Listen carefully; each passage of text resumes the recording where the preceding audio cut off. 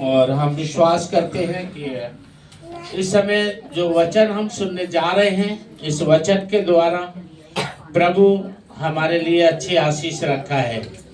तो मैं कहना चाहूँगा कि ये समय आपके लिए बहुत कीमती है और ये जो जीवन की रोटी इस समय आपको परमेश्वर की ओर से मिलने जा रही है और जो जीवन का जल आपको परमेश्वर की ओर से मिलने जा रहा है, इसको ध्यान से चबा चबा के खाइए और आराम आराम से पिए। यानी इसको, इस भोजन का और इस जल का पूरा आनंद लीजिए।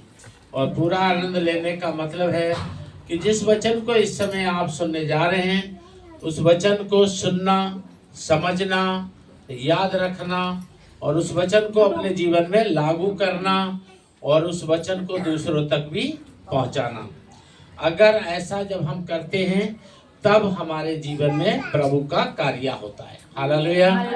तो हमारा जीवन को वचन सुनना भी जरूरी है, समझना भी जरूरी है, याद रखना भी जरूरी है और उस वचन के अनुसार जीवन जीना भी जरूरी है और दूसरों को भी बताना जरूरी है। तो जब हम ऐसा करते हैं तो हमारे जीवन से फिर प्रभु की महिमा होती है और हमारे लिए आशीष ठहरती है। आमीन, हालेलुया। तो प्रभु की आशीष ठहरे और प्रभु की महिमा हो, इसके लिए हमारे लिए ये चीज जरूरी है जो आपने अभी सुनी है। तो भजन संहिता 32 अध्याय आप लोग अपनी अपनी बाइबल खोल लें और हमारा ये विश्वास है कि इस वचन को जो सुन रहे हैं और इस वीडियो के माध्यम से आगे जितने लोग सुनेंगे और आज के संदेश की वीडियो के लिए जो लाइक करेंगे, शेयर करेंगे, प्रभु का आशीष उन सबके जीवन में होगा। हालेलुया। तो दुनिया में मनुष्य अगर सब कुछ प्राप्त करे, इस दुनिया में मनुष्य सब कुछ प्राप्त करे और उसके लास्ट में उसकी आत्मा नाश हो, तो सब कुछ क्या है? व्यर्थ है, बेकार है, किसी भी काम का नहीं है। इंसान दुनिया में हर चीज पाले और हर चीज पाने के बाद अपनी आत्मा खो दे तो सब कुछ बेकार है। इसलिए हमें हमारी आत्मा की सुरक्षा बहुत जरूरी है और आत्मा की सुरक्षा के लिए हमें प्रभु यीशु जरूरी है। हालेलुया। एक ही है जो पापों को क्षमा करता है, एक ही है जो क्षमा का अधिकार रखता है, एक ही क्षमा करने वाला प्रभु है, वो है यीशु प्रभु। हालेलुया। इसलिए हमें आत्मा की सुरक्षा के लिए यीशु की आवश्यकता है। हम मानते हैं कि यीशु चंगा करता है, लेकिन और भी बहुत से तरीका से बीमारियों से लोग चंगे हो जाते हैं। चलो हम मान लेते हैं, हम मानते हैं कि यीशु प्रभु हमें आर्थिक आशीष देता है, ठीक है ना। बहुत से और भी तरीके हैं जिनसे लोगों को आर्थिक आशीष मिल जाती है। कोई चोरी करता है, कोई डाका डालता है, कोई झूठ बोलता है, कोई बेईमानी करता है, कोई उधार लेकर वापस नहीं करता है। और भी बहुत से तरीके हैं धनी बन जाने के, ठीक है ना। बहुत से तरीके हैं शरीर की बीमारी से चंगाई पाने के। बहुत सी चीजें हैं जो बहुत से तरीके से मिल जाती हैं, लेकिन एक चीज की सत्य है, सच्चाई है जो 100% है, इसमें कोई मिलावट नहीं है और इसमें कोई नाम नहीं जुड़ता, और वो है पापों की क्षमा। पापों की क्षमा यानी आत्मा का उद्धार, और आत्मा का उद्धार कोई नहीं कर सकता। हालेलुया। कोई नहीं कर सकता यीशु के अलावा, ये पवित्र शास्त्र में लिखा है, ठीक है। सब कुछ चलो हम मान लेते हैं, सब कुछ सबके द्वारा हो जाएगा, जो कुछ यीशु के द्वारा होता है वो सबके द्वारा हो जाएगा, चलो मान लेते हैं। बहुत से लोग कहते हैं उसने मुर्दा जिंदा कर दिया, उसने बीमार चंगा कर दिया, उसने, चलो हम मान लेते हैं जो यीशु से होता है बहुत से हो गया, लेकिन उद्धार यीशु के अलावा किसी और से नहीं। आत्मा को कोई नहीं बचा सकता। स्वर्ग वही लेके जा सकता है जो स्वर्ग से आया और स्वर्ग चला गया और स्वर्ग से आएगा, और वो केवल एक ही नाम है, यीशु नाम। हालेलुया। और यीशु प्रभु किसी एक धर्म जाति का प्रभु नहीं है, वो किसी एक धर्म के लोगों का प्रभु नहीं है, वो सबका प्रभु है। और जितने उसकी ओर निहारेंगे वो सब बचेंगे। हालेलुया। जितने उसकी ओर ताकेंगे वो सब बचेंगे, जितने उसकी ओर देखेंगे वो सब बचेंगे, जितने उस पर विश्वास करेंगे वो सब बचेंगे। क्योंकि यीशु सबको बचाने आया, यीशु सबको क्षमा करने आया, यीशु सबका उद्धार करने आया। वो सबका उद्धार करता है, जो उद्धार मांगेगा उसको वो उद्धार देगा। हालेलुया। तो सारी चीजों से हटके हम एक चीज को देखते हैं, और वो है हमारी आत्मा का उद्धार, जो यीशु के अलावा किसी और के द्वारा नहीं है। तो भजन संहिता 32 अध्याय जो हम पढ़ने जा रहे हैं, इसके साथ प्रेरित 4 के बारे में लिखा है कि स्वर्ग के नीचे मनुष्यों के बीच में और कोई दूसरा नाम दिया ही नहीं गया जिसके द्वारा मनुष्य उद्धार पाए।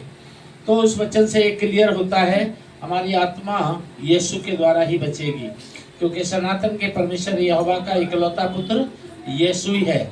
और सनातन के परमेश्वर यहोवा ने यीशु को ही मनुष्य बचाने के लिए भेजा, और मनुष्य को क्षमा करने के लिए भेजा, और यीशु को ही मनुष्य का उद्धार करने के लिए भेजा, और यीशु को ही स्वर्ग और पृथ्वी का मालिक बनाया है, और यीशु को ही मनुष्य का उद्धार करता बनाया है।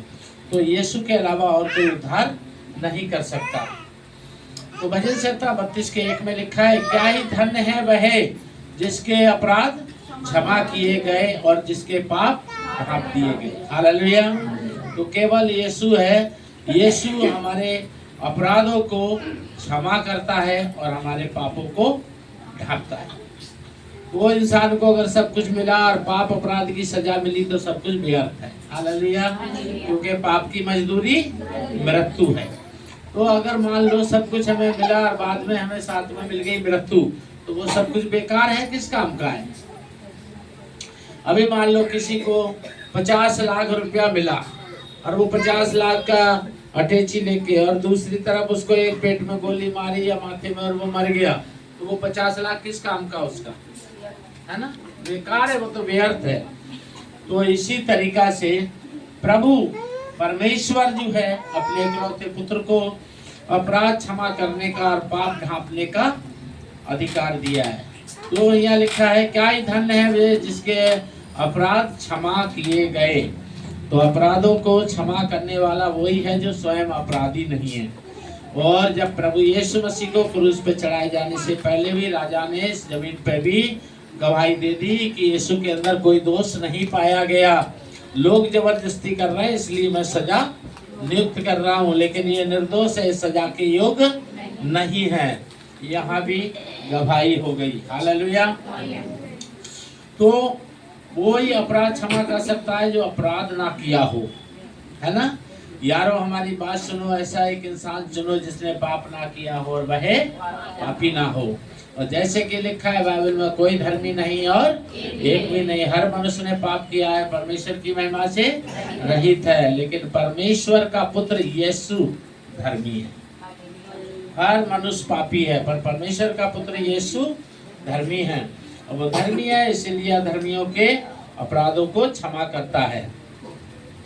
जिसके पाप ढांपे गए, और पाप कौन ढांप सकता है? कोई मनुष्य किसी के पाप नहीं ढांप सकता। लिखा है परमेश्वर प्रेम है, प्रेम अनेक पापों को ढांप देता है। हालेलुया। परमेश्वर प्रेम है, प्रेम अनेक पापों को ढांप देता है। वही एक ही नियुक्त किया गया है जो अपराधों को क्षमा कर सकता है, पापों को ढांप सकता है। इसलिए मैं तो घमंड से कहता हूँ, मेरा यीशु जैसा कोई नहीं। दो में लिखा है, क्या ही धन्य है वह मनुष्य जिसके अधर्मों का यहोवा लेखा ना ले। तो लेखा लेने का काम किसका है? यहोवा का। उसी ने हमें आपको बनाया है। तो सनातन का परमेश्वर, जिसका मनुष्य जाति का, स्वर्ग पृथ्वी का मालिक, सब कुछ का राजा, उसका नाम यहोवा है। हालेलुया। और यीशु प्रभु का पिता का नाम यहोवा है। ठीक है। और यहोवा को सजा देना और सजा ना देने का अधिकार है, और यहोवा ने ये अधिकार यीशु मसीह को दिया है। हालेलुया। तो अब ये अधिकार यीशु मसीह के पास है, इसलिए हमें जरूरत है अपने जीवन में यीशु मसीह को लेने की। आमीन। हालेलुया। यहोवा लेखा ना ले, और जिस जिसकी आत्मा में कपट ना हो। क्या ना हो? और परमेश्वर क्या है? आत्मा है, और वो सत्य आत्मा है, और वो पवित्र आत्मा है, और वो चाहता है कि उसकी महिमा करने वाले भी पवित्र हो। हालेलुया। कहता है मैं पवित्र हूँ, तुम भी पवित्र हो। मैं चाहता हूँ कि तुम मेरी महिमा, भजन, आराधना आत्मा और सच्चाई में होके करो। हालेलुया। तो मसीह के लोग, यानी जैसा मसीह है वैसी मसीहत होना चाहिए। यानी जैसे हमारे प्रभु हैं, हम लोगों को वैसा ही होना चाहिए। और अगर हम लोग अपने प्रभु के जैसे होंगे तो हमें ना तो कोई धर्म छोड़ना है, ना कोई धर्म ग्रहण करना है। ना पुराना धर्म से भागो, ना नए धर्म के पीछे भागो। कोई धर्म हमारा उद्धार नहीं कर सकता। कोई धर्म जाति हमें परमेश्वर के घर में नहीं ले जा सकती।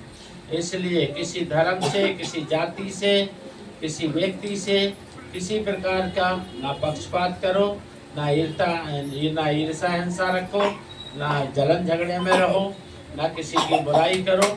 केवल अपना ध्यान यीशु की ओर करो। आमीन। केवल अपना ध्यान यीशु की ओर करो।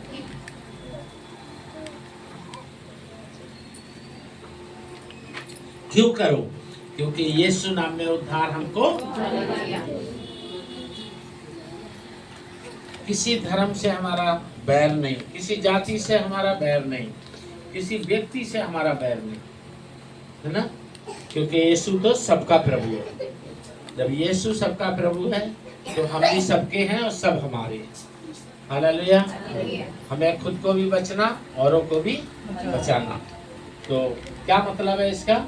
यानी हमें भी प्रभु के पास जाना है, औरों को भी प्रभु के पास जाने के लिए बताना है ना? तो उद्धार किसी धर्म में नहीं है। इसलिए कोई धर्म छोड़ो, ग्रहण करो, कोई फायदा नहीं है। ठीक है?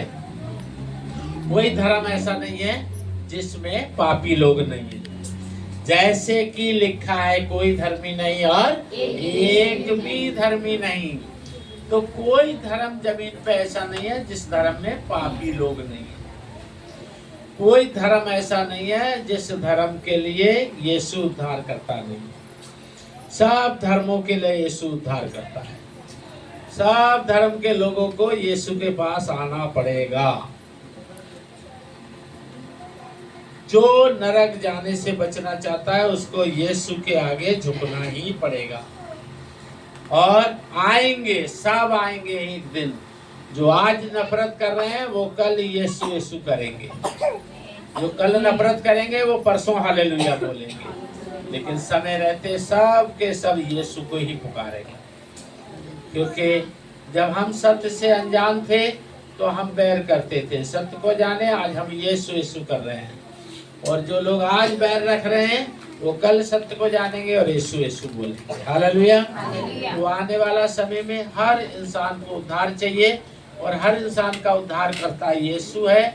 इसलिए हर इंसान यीशु को पुकारेगा, और हर इंसान को यीशु प्रेम करता है। हर इंसान का वो उद्धार करेगा। आमीन। इसलिए हमसे कोई बैर करे तो करे, लेकिन हम किसी से बैर नहीं करेंगे। क्यों? क्योंकि हम सत्य को जान गए, हम रोशनी में हैं। जो अंधेरे में है वो बैर करते हैं, जो रोशनी में है वो प्रेम रखते हैं। हालेलुया। इसलिए भैया हम तो प्रेम रखेंगे। जो आज हमसे बैर रखता है हम आज उससे प्रेम करेंगे, और कल वो हमसे बदले में प्रेम करेगा। हालेलुया। तो यहाँ पर बहुत अच्छी बात है 5 में, जब मैंने अपने पाप तुझ पर प्रकट किया और अपने अधर्म को ना छुपाया, और कहा मैं यहोवा के सामने अपने अपराध मान लूंगा, तब तूने मेरे अधर्म और मेरे पापों को क्षमा किया। हालेलुया। हालेलुया। ये है बड़ी चीज। और इसके लिए हमें हिंदू, मुस्लिम, सिख, ईसाई, बुद्ध, जैन या कोई और बनने की जरूरत नहीं है। यानी कोई धर्म छोड़ने और कोई धर्म ग्रहण करने, धर्म बदलने और किसी चीज की जरूरत नहीं है। एक ही चीज की जरूरत है। वो एक ही चीज अलग अलग तरीके से मिलती है। वो एक चीज क्या है? हमें अपने बनाने वाले सनातन का परमेश्वर यहोवा चाहिए। हालेलुया। हमें हमारा बनाने वाला, सूरज पृथ्वी को बनाने वाला, जमीन आकाश को बनाने वाला, साथ में आसमान के पार हमारे लिए घर तैयार करके रखने वाला, नीले आसमान के पार ले जाने वाला, हमारे लिए सब कुछ करने वाला सनातन का परमेश्वर यहोवा चाहिए। कैसे मिलेगा? तो सनातन का परमेश्वर यहोवा, जिसने हमको बनाया, हमारे आदि माता पिता आदम हव्वा को बनाया, जिसने सब कुछ बनाया, वो यहोवा हमको चाहिए। कैसे मिलेगा? वो अपने पुत्र, इकलौते पुत्र, अपने प्यारे पुत्र, विश्वासी पुत्र यीशु मसीह में होके मिलेगा। उसने कहा ये मेरा प्रिय है, इसकी सुनो। हालेलुया। तो मैं इसके द्वारा तुम्हारी जिंदगी में काम करूंगा। आज यीशु हमारा जीवन में काम करता है तो पिता पुत्र के द्वारा काम करता है। हालेलुया। क्योंकि पुत्र ने कहा है जो कुछ मैं करता हूँ मुझ में होके मेरा पिता करता है। हालेलुया। इसलिए उसने कहा मुझे एक सिक्का दो, जो पिता का है पिता को दो, जो इधर का सरकार का है वो इधर की सरकार को दो। आमीन। तो हमें याद रहे यहोवा परमेश्वर अपने पुत्र यीशु मसीह में होके हमें मिलेगा। अब यीशु कहाँ मिलेगा, है ना? तो यीशु कहाँ मिलेगा? बाइबल में तो लिखा है भाई, पुत्र पिता के साथ दाहिनी ओर बैठ के हम मनुष्यों के लिए क्या कर रहा है? प्रार्थना कर रहा है। तो पिता तो पुत्र में होके मिलेगा, लेकिन पुत्र तो पिता के पास बैठ के दुआ कर रहा है, तो पुत्र कैसे मिलेगा? तो पुत्र ऐसे मिलेगा। हालेलुया। तो अपने जीवन में परमेश्वर का स्थान आगे रखो, अपने जीवन में यीशु का स्थान आगे रखो, अपने जीवन में पवित्र शास्त्र बाइबल का स्थान आगे रखो। ठीक है? जैसे अपराध को ढांपने वाला परमेश्वर है, परमेश्वर प्रेम है, वैसे ये भी याद रखो पुत्र पिता से मिलाने वाला पवित्र बाइबल है, यानी वचन है, वचन परमेश्वर। हालेलुया। तो अपने जीवन में हमेशा समय पे समय निकाला करो। हालेलुया। समय पे समय निकाला करो, कितना भी कुछ हो लेकिन समय पे समय निकाला करो। प्रार्थना करने के लिए, बाइबल पढ़ने के लिए, गीत गाने के लिए, किसी के साथ प्रभु के प्रेम को बांटने के लिए समय पे समय निकाला करो। समय निकालना बहुत जरूरी है। कुछ भी है, अगर प्रभु को आप समय पे समय दोगे वो तुम्हें आशीष पे आशीष देगा। जब तुम समय पे समय दोगे वो तुम्हें आनंद पे आनंद देगा। जब तुम समय पे समय दोगे वो तुम्हें अनुग्रह पे अनुग्रह देगा। परमेश्वर तुम्हारा कभी उधार नहीं रखेगा और तुम भी परमेश्वर के अच्छे विश्वासी बनो। परमेश्वर कहता है प्रेम के सिवा किसी के कर्जदार मत रहना। हालेलुया। प्रेम के अलावा किसी का कर्जा अपनी जिंदगी में मत रखना। किसी का 1 रुपया भी है, वो दे के भी भूल गया हो, पर तुम देना मत भूलो। हालेलुया। और देखना 1 रुपया देने वाला तुम्हें भूल गया है और तुम देने के लिए नहीं भूले हो, जिस दिन तुमको 1 रुपया दोगे उसका रिजल्ट देखना तुम्हारे जीवन में कितना अच्छा है। प्रभु ने यूं ही नहीं बोला है कि प्रेम के अलावा किसी बात के कर्जदार नहीं रहना। पता है क्यों बोला है? क्योंकि प्रभु ने कहा है मैं अपने ईमानदार बेटी बेटाओं की जिंदगी में कभी घटी नहीं आने दूंगा। दाऊद कहता है यहोवा मेरा चरवाहा, मुझे कोई घटी ना। ठीक है? आप ईमानदारी से और मेहनत से चल के यीशु पे विश्वास करो। ठीक है ना? आपको ईसाई बनना या हिंदू मुसलमान सिख बनने की जरूरत नहीं है। आपको बस यीशु के पीछे चलने की जरूरत है। यीशु के पीछे चलने का मतलब कोई अपना बिजनेस छोड़ना, नौकरी छोड़ना, कपड़ा छोड़ना, कोई अपना खान पान छोड़ना, घर छोड़ना या देश छोड़ना या धर्म जाति छोड़ना या अपना नाम छोड़ना, ये नहीं है। यीशु के पीछे चलने का मतलब है तुम्हारे अंदर सत्य और ईमानदारी, मेहनत। क्या कहा है? 6 दिन मेहनत करोगे, मैं क्या करूंगा? आशीष और बरकत दूंगा, है ना? और क्या कहा है? ईमानदार लोगों को कोई घटी ना। भजन संहिता 34 में लिखा है जंगल के राजा और राजा की औलाद तड़पे प्यासी होगी तो तड़पे, पर मेरा विश्वास करने वाला और उसके बच्चे कभी नहीं तड़पे। तो हमेशा अच्छा खाओगे, अच्छा पहनोगे, अच्छा ओढ़ोगे और अच्छे में रहोगे और अच्छे लगोगे।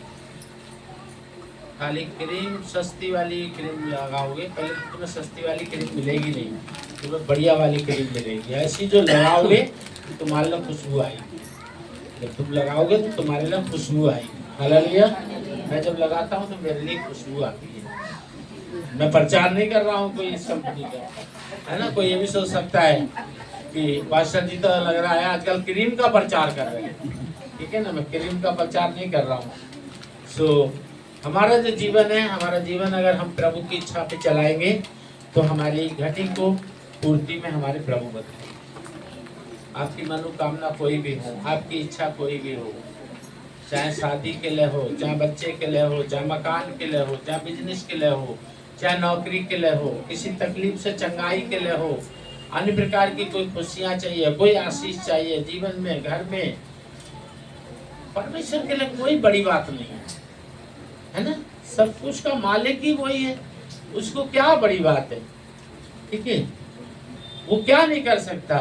तुम्हारी रसोई में तुम्हें पता चलेगा कल दोपहर तक आटा खत्म हो जाएगा, पता चलेगा तुमने अभी भी बना लिया, शाम को भी बना लिया, सुबह नाश्ता भी बना लिया, और कल जाके देखा तो आटा तो अभी ये खत्म तो हुआ ही नहीं, राशन तो वैसे ही रखा है रसोई। परमेश्वर जब तुम्हारा मददगार होगा तो तुम्हें किसी के आगे हाथ फैलाना नहीं, इसलिए कहता है तुम किसी के कर्जदार मत हो। क्यों? क्योंकि मैं तुम्हारे लिए किसी के आगे हाथ फैलाने के योग कभी नहीं होने दूंगा, है ना। हमेशा तुम बांटते रहोगे और भरपेट खाते रहोगे। हालेलुया। अभी किसको भूख लग रही है? जिसको भूख लग रही होगी उसको नींद लग रही होगी। किसी को नींद लग रही है?